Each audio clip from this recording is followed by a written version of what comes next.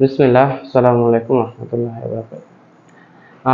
আসমাউল হোসেনের আজকে যে নামগুলো পড়বো সেটা হচ্ছে আর রাহমান অর্থ হচ্ছে পরম করুণাময়, আর রাহিম অর্থ হচ্ছে অসীম দয়ালু, অনুগ্রহশীল, বড় দয়া পরবশ। আর রহমান অর্থ পরম করুণাময়, তিনি মানব, দানব, ফিরিস্তা, পশু, পাখি ইত্যাদি সকল সৃষ্টির প্রতি করুণা করেন। মুসলিম, অমুসলিম, ভালো মন্দ, নেককার, পরেজগার নির্বিশেষে সকল খাদ্য, পানীয়, আলো বাতাস সহ জীবন ধারণের নানা উপকরণ দান করে থাকেন।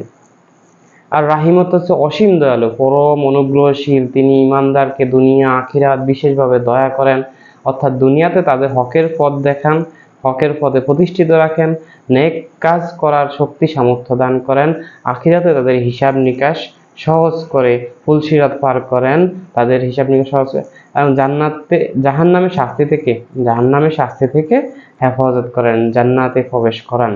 কোরআনে আর রহমান নামটি 57 বার উল্লেখ করা আছে, আর রাহিম নামটি 123 বার উল্লেখ আছে। যেমন আল্লাহ বলেন আর রহমান আল্লামাল কুরআন, পরম করুণাময় আল্লাহ শিক্ষা দিয়েছেন কুরআন। তিনি আরো বলেন ইন্নাল্লাহা গফুরুর রহিম, নিশ্চয়ই আল্লাহ পরম ক্ষমাশীল, অসীম দয়ালু। আসসালামু আলাইকুম।